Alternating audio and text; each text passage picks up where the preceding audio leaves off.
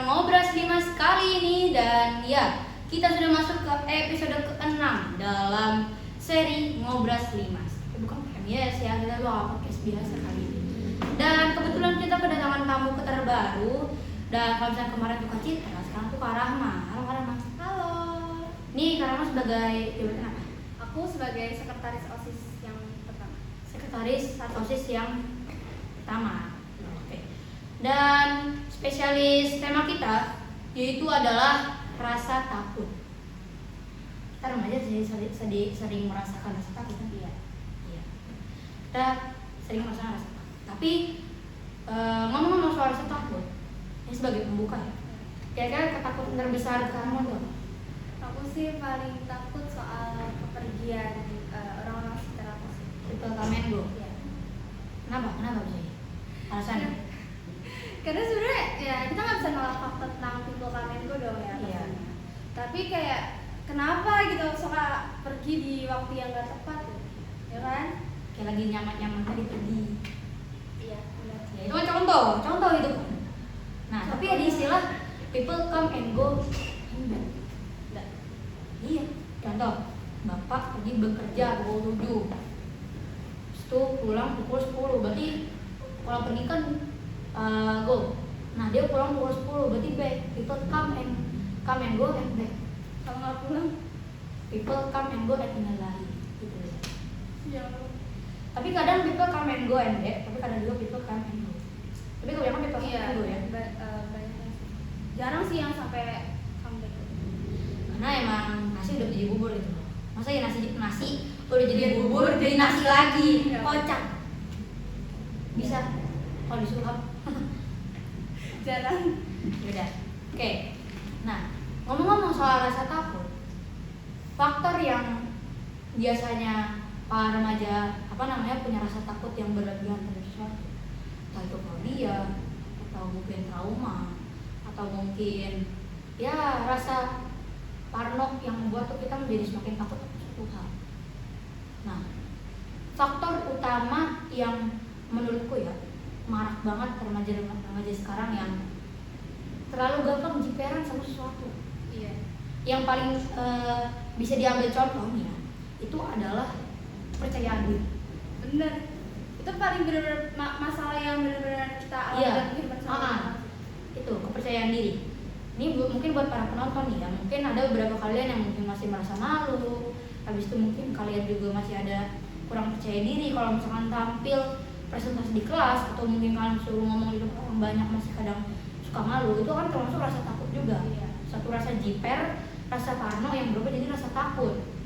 Nah, sebenarnya rasa takut itu menurut aku ya gak bakal ada kalau misalnya tuh kita nggak nanggepinnya tuh secara berlebihan. Iya bener. Itu sebenarnya kayak sugesti otak kita doang nggak sih? Iya. Ya. Bisa pertama kali kalian ngerasa takut ngomong di depan orang banyak, kayak gue malu nih ngomong di depan orang banyak gitu loh.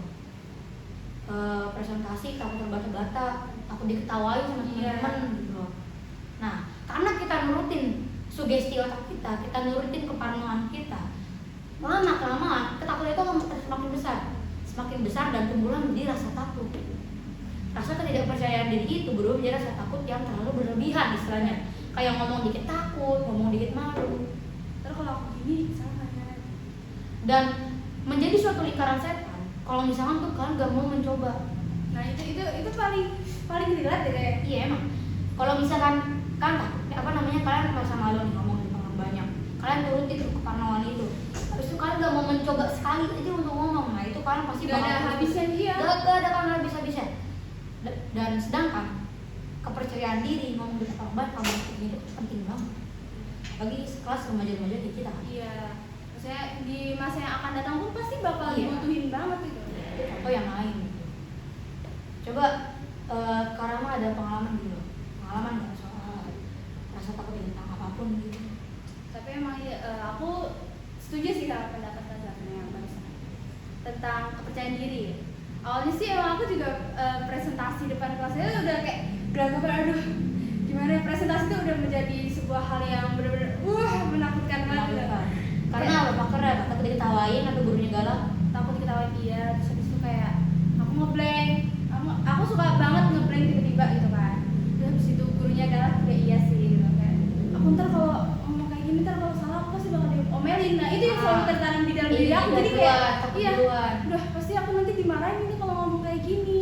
Kalau aku nggak maju, tapi ntar malah tambah marahin juga gitu. Tapi ya aku juga berpikir gitu, kadang merenung gitu kan. Kayak aku kalau gini terus juga nggak ada hasilnya.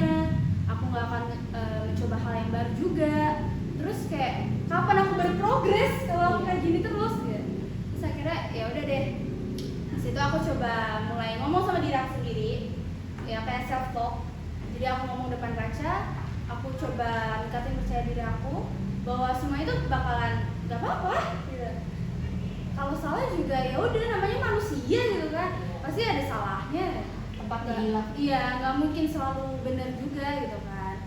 Nah terus akhirnya ya udah tuh aku disuruh maju dan ternyata itu presentasi terbagus aku. Papa Bohong. bener nih, nggak percaya tanya aja sama gurunya. Iya. Dan itu adalah contoh di mana kita berhasil menaklukkan rasa takut kita gitu. Ada remaja yang nggak mampu buat naklukin rasa takut dia, jadi sehingga tuh dia bakal terus-terusan dari di situ. Nah salah satu yang aku ambil dari pengalaman kamu itu adalah itu kita harus self talk atau bahasa kerennya nih law of attraction. Wis. Jadi buat kalian yang nggak tahu self talk atau law of attraction itu apa? Ya singkatnya itu adalah kalian melawan sugesti dengan sugesti. Kalau otak kalian memunculkan sugesti yang negatif, contohnya itu kepercayaan diri. Kalau misalkan kalian itu suka banget insecure, habis itu mungkin kalian kadang gak pede di hadapan lawan jenis kalian kayak cewek atau cowok gitu loh. Otak kalian memunculkan suatu sugesti di situ. Tapi kalian lawan sugesti itu dengan sugesti.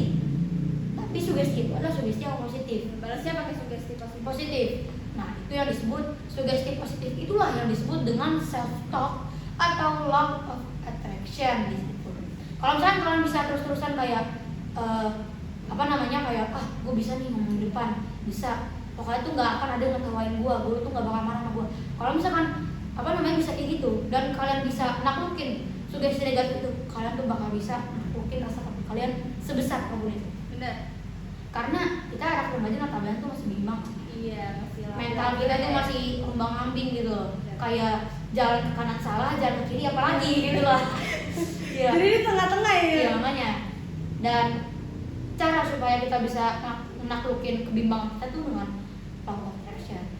Ada juga orang motivator yang bilang kalau misalkan awali harimu dengan senyuman, itu adalah suatu sugesti yang baik gitu. Benar. Percaya nggak? Secara nggak langsung, kalau misalkan kalian bangun tidur, habis itu kalian langsung bete, Iya, itu ke bawah sepanjang hari. hari itu kan bakal langsung bete terus. Bukan bete terus, tapi sepanjang Bawaannya hari, ya, bawaannya. mood kalian tuh bakal susah banget untuk membaik. Tapi kalau misalkan awal nih pagi-pagi, Udah ketawa, sholat subuh, habis itu senyum kayak bisa awali hari dengan senyuman, dengan kegembiraan, keceriaan, yakin kemungkinan besar itu sepanjang hari tuh kalian bakal happy terus. Karena sugesti itu benar-benar sepengaruh itu. Contohnya kita OSIS punya tugas kayak negur kakak kelas. Nah ada beberapa anak OSIS sebenarnya kelas 7 nih. Iya. Itu punya rasa takut dong. Iya. Nah di situ itu permasalahannya. Banyak anak kelas 7 yang kadang susah banget nih buat naklukin rasa takut mereka karena mereka kalah sama sugesti negatif mereka. Jarang yang nerapin self talk atau law of attraction itu gitu loh.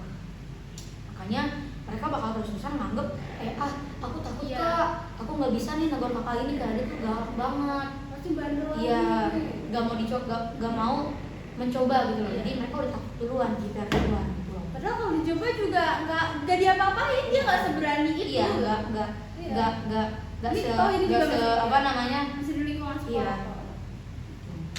Dan ngomong-ngomong soal law of attraction, biasanya law of attraction atau self talk yang biasa Karama lakuin itu apa? Yang sering Karama mau ucapin, I can do it. Serius? Enggak? Hah? Enggak ada. I Karena can do it. emang itu tuh udah mewakili semuanya kan. Kayak kalau aku bisa pasti ya semuanya enjoy, bakal jalan sesuai arahnya. Oh.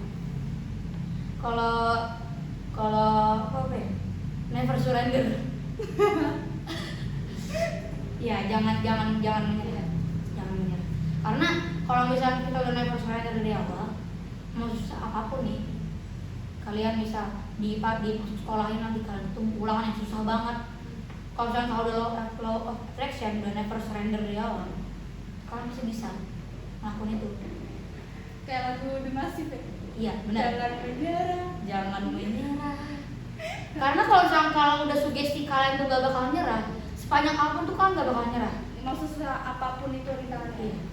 Tuh. Jadi kalian bermain sama alam bawah sadar kalian gitu.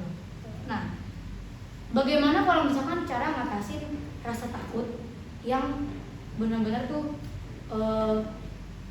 udah akut banget gitu. Udah tingkat tinggi. Diatasin pakai sugesti tuh nggak bisa. Contohnya trauma gara-gara kisah percintaannya.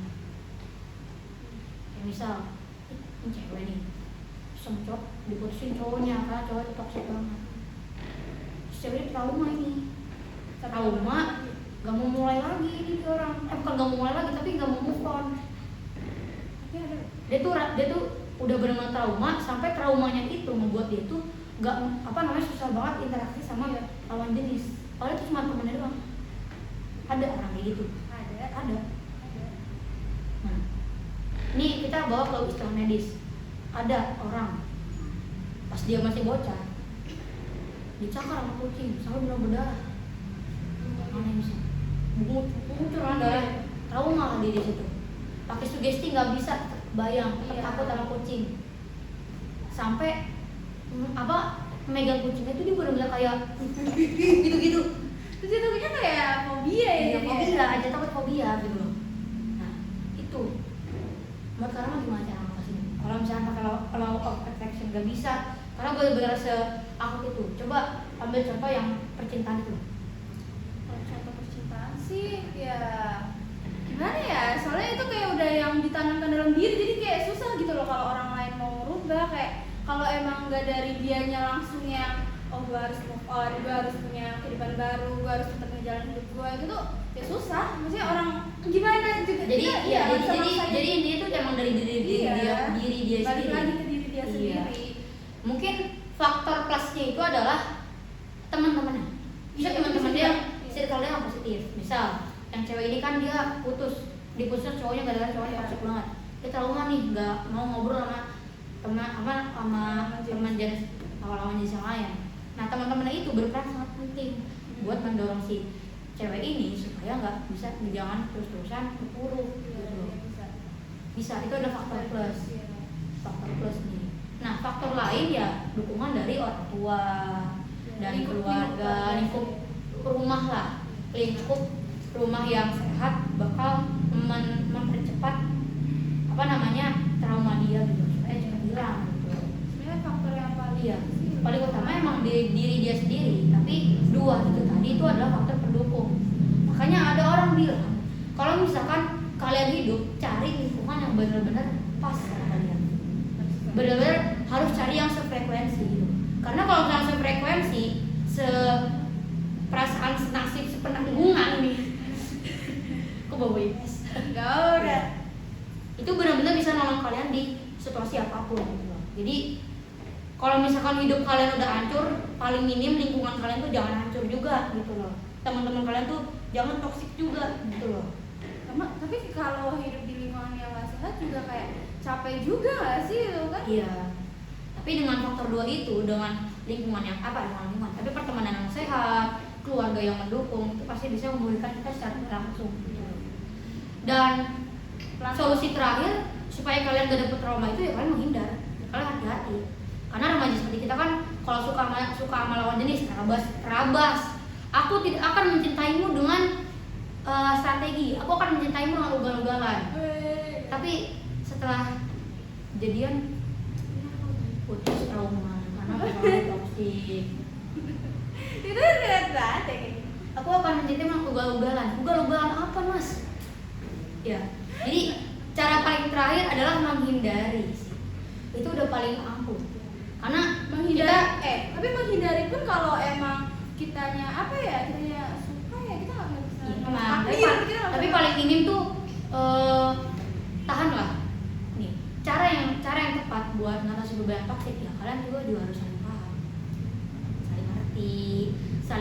silaturahmin supaya tuh dua pihak itu tuh bisa saling melengkapi, tidak ada toksik-toksikan di situ. Jadi ada 3 cara tadi ya, pertemanan yang positif, lingkungan yang mendukung, keluarga, sanak saudara segala macam, dan yang lain ya menghindari itu semua. Jangan berpikir pendek lah, berpikir panjang aja gitu. Kalau misalkan aku ugal-ugalan sama nih cowok, nanti efeknya gimana nih? Iya, pikir ke depan ya. Iya, kalau misalkan gua nih ugal-ugalan sama nih cewek, efeknya tuh gimana? Kita harus berpikir panjang sejak dini. Oke, jadi ya mungkin itu aja sih buat pesan aku. Ini adalah materi yang cukup enjoy, gak terlalu berat dan juga mungkin relate buat teman-teman. Dan sekali lagi mungkin buat kalian di luar sana yang masih punya rasa takut, yang masih jiper, gampang parno dengan berbagai hal, yang gak berani untuk mencoba, semua itu di tangan kalian. Kalau misalkan kalian gak mau nentuin sekarang, ya kalian tuh gak bakal bisa gitu loh. Kalian tuh harus mulai dari diri kalian sendiri, ubah mindset kalian, pelan-pelan pulihkan diri kalian gitu. Jangan terus terpuruk gitu. Karena ada, ini mungkin sedikit berbeda konteks ya, tapi ada orang yang bilang kalau orang meninggal itu jangan ditangisin terlalu lama. Iya. Tuh. Karena kalau ditangisin terlalu lama ya efeknya ke diri kita sendiri gitu. Sama kayak di konsep pertemanan ini gitu loh.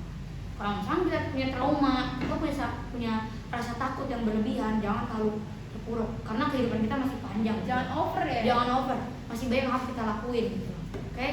Dia mungkin itu aja yang bisa kita obrolin. Karena terima kasih atas waktunya ya. Dan buat teman-teman kalian mungkin ini bisa jadi pelajaran, bisa diambil hikmahnya sekalian. Mungkin kalian yang merasa relate dengan apapun yang kita omongin di sini bisa improve diri kalian menjadi lebih baik lagi. Oke?